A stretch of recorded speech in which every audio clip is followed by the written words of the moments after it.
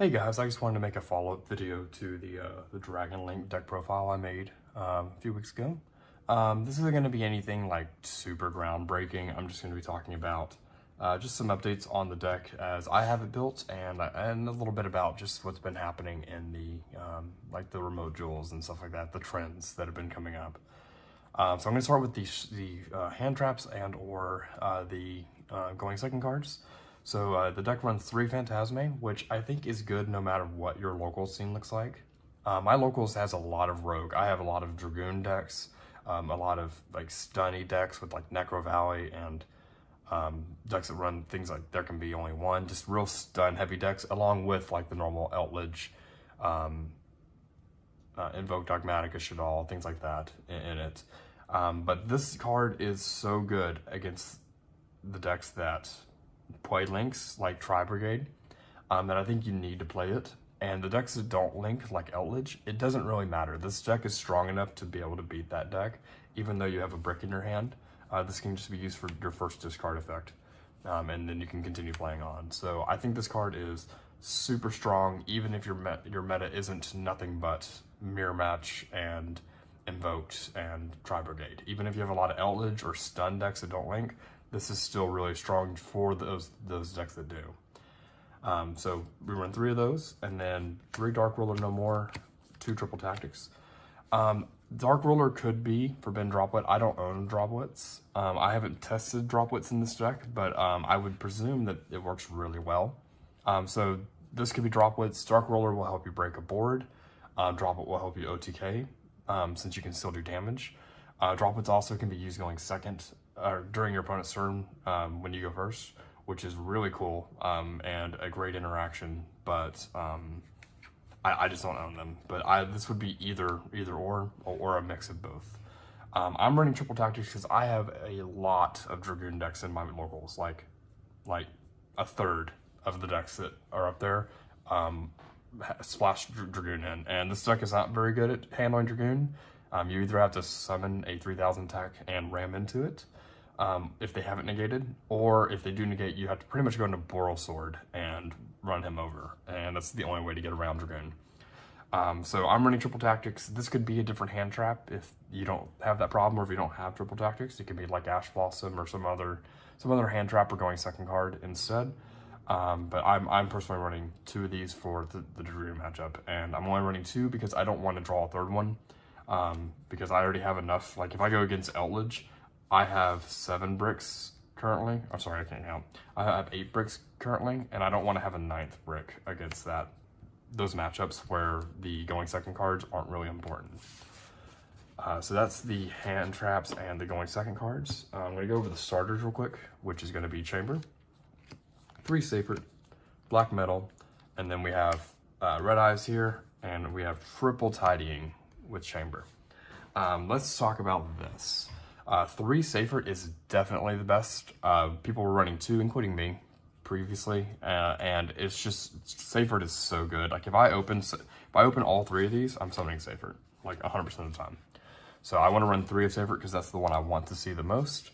And Sacred lets you go into, like if you draw your chamber, you can just discard it, which is nice because you can bring it back with Pissing. Sacred lets you search your Rokket Tracer if you need one. It lets you get to Black White Dragon if you need to go into it to extend. It lets you turn like a dead Phantasme or an Absorber into a Noctivision to continue extending and playing. And in the case where you have a really good hand, you can do your like Chaos Space into Black and White Dragon, and then eventually land on Sacred, and then Sacred the dead Black White Dragon that you got back off the Chaos Space, and Sacred to go get Chaos Dragon Levianeer, so it turns into a pseudo Brotar in those cases, which is really cool, because if you have a really good hand where you don't need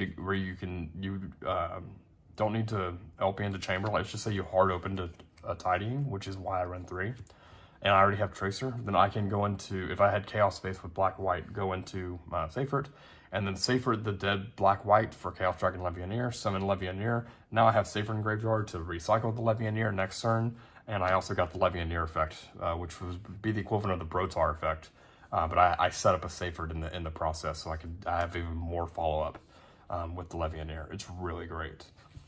Black metal is okay. It's not amazing. It's not horrible. It's mostly used so that you can extend better. So whenever you get Nibiru'd, you can either go into black metal or just straight go into red eyes. You should definitely run red eyes for this reason.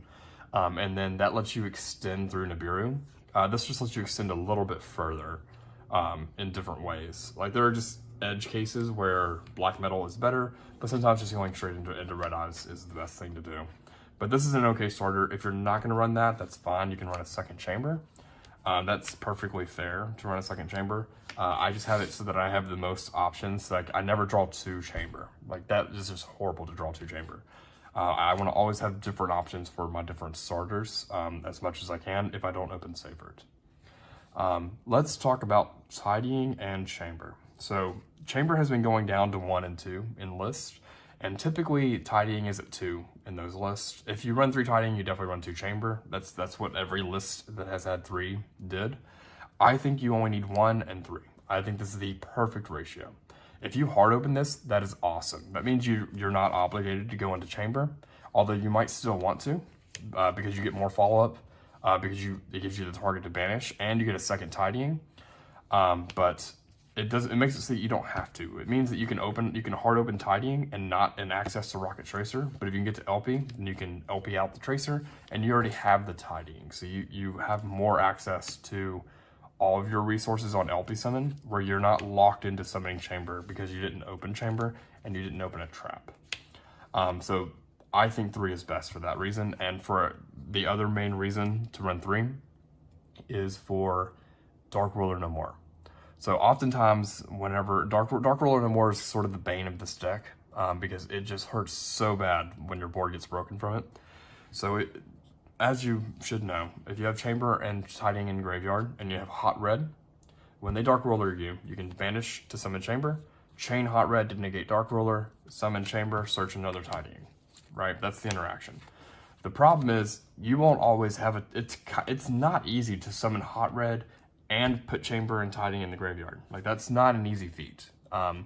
So running 3 of this means that you have a higher chance of opening it, which means you have a higher chance of being able to do an early Dragon Ravine to discard this and to get it in the graveyard for once everything is happening to continue playing. And if you, in the case that you do hard open this, if you don't hard open this, you can't Ravine until after LP because you have to get this off of chamber to do the Ravine.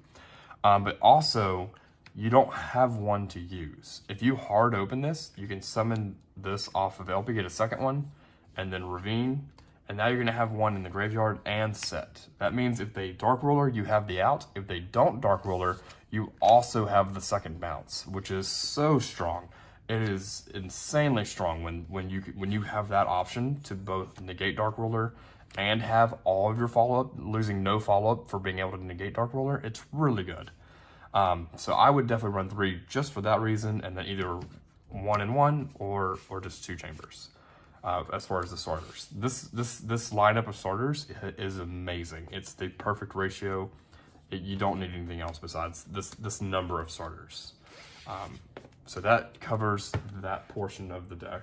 So I'm going to talk about real quick just the extenders and the chaos package. So we run Chaos Space.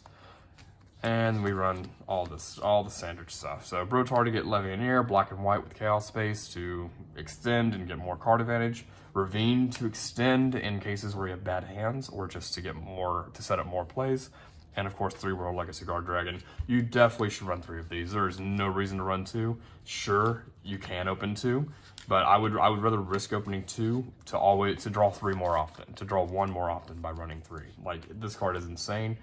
I don't know why some people are running 2. They shouldn't be.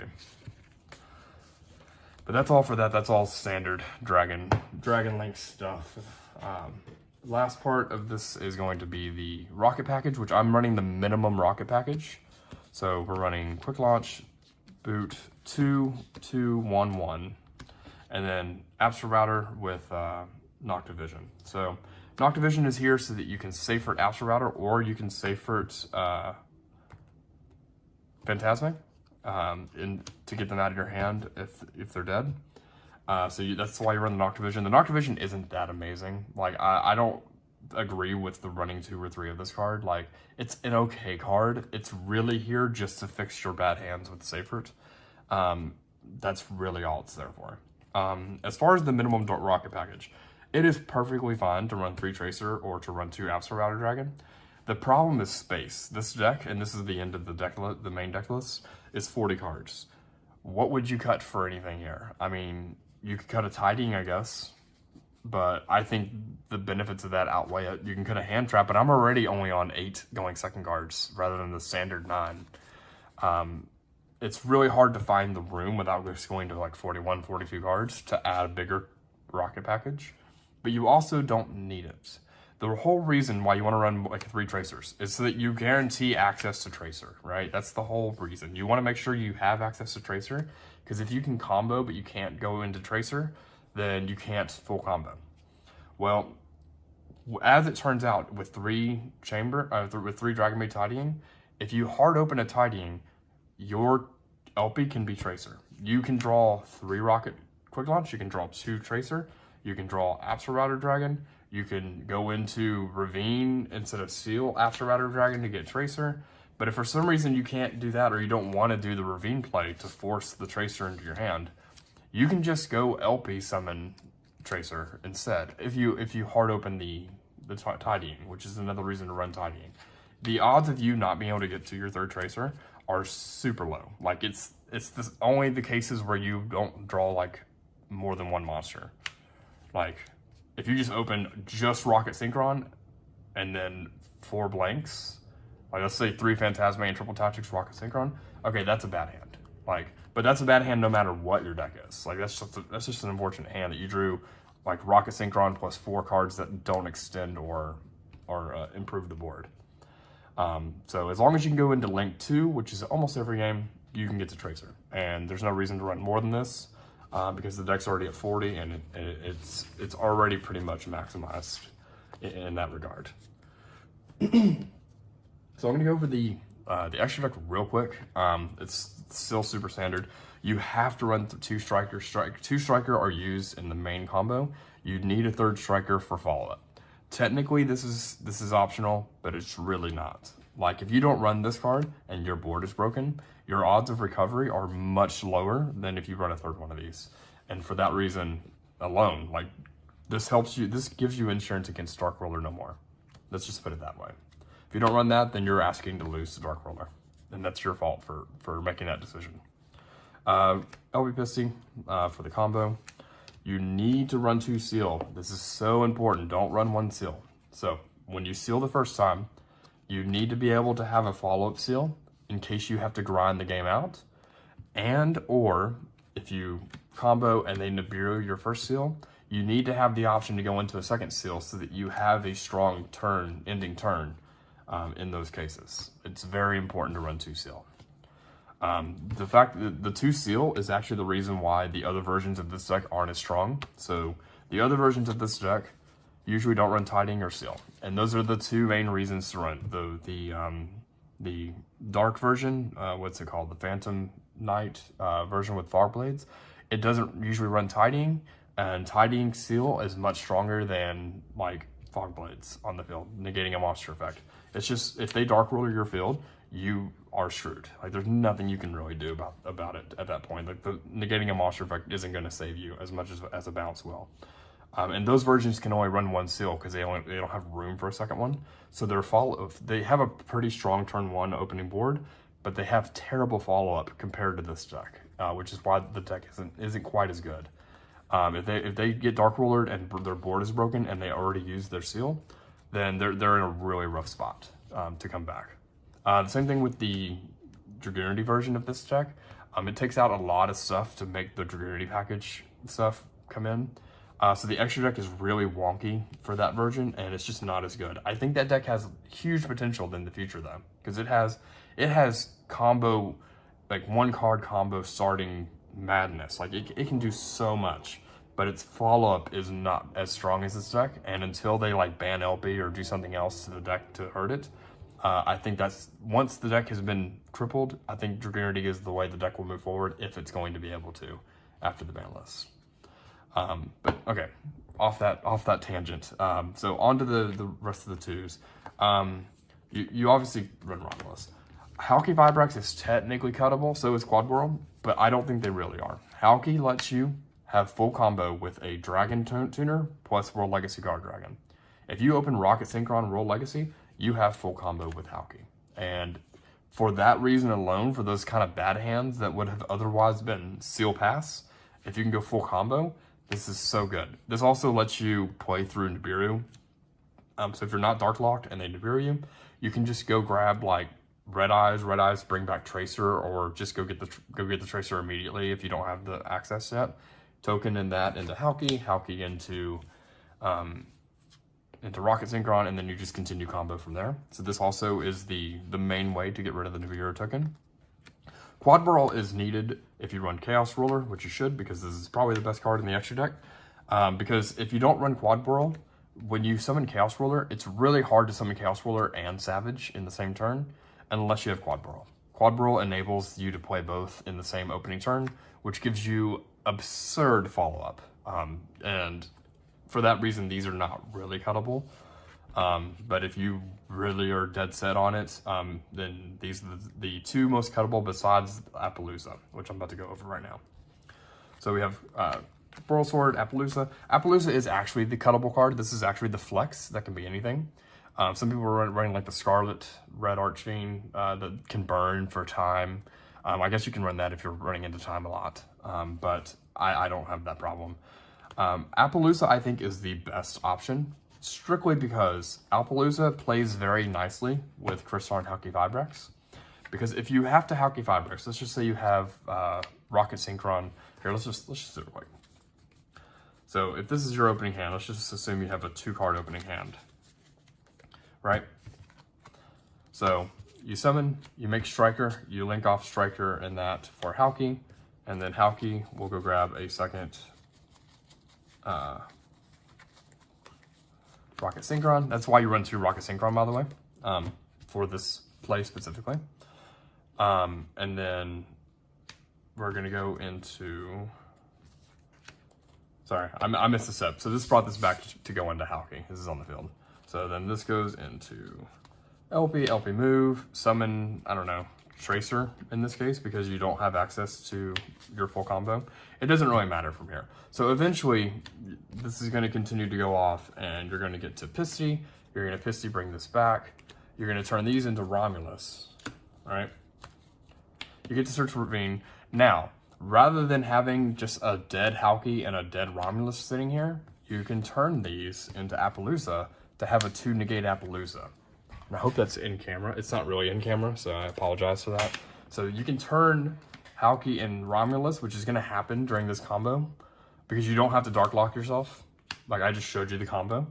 You don't Dark Lock yourself until right here. You can turn these two into Appaloosa, and then you Tracer pop this to go get Recharger, and then you get a Savage, a 2-negate Savage on top of that. And that's just with those 2 cards. No other cards. I didn't use the Ravine that I searched. I didn't use anything else. I didn't use the boot, so I could have Ravine, discarded a random card, and then turned that into Absolrator to get Rocket Synchron, into boot, into something Rocket Synchron. There was more play to be had here, even not knowing what my other cards were. But the Appaloosa is really good, specifically for this interaction with the Halki play and the Romulus into Appaloosa. That's the main reason to run Appaloosa. Besides her just being really good on really strong hands, you can get into her and into 2 negates, which is really strong. But the main reason is because she makes this really lackluster opening of having to go into Halki when you don't have a choice, into turning the Halki into something more useful. As well as putting Halki in the graveyard so that you can equip it for the maximum attack gain on a Link 2 for your Savage. So that's more or less that. This can be anything, but I would recommend Appaloosa as it is.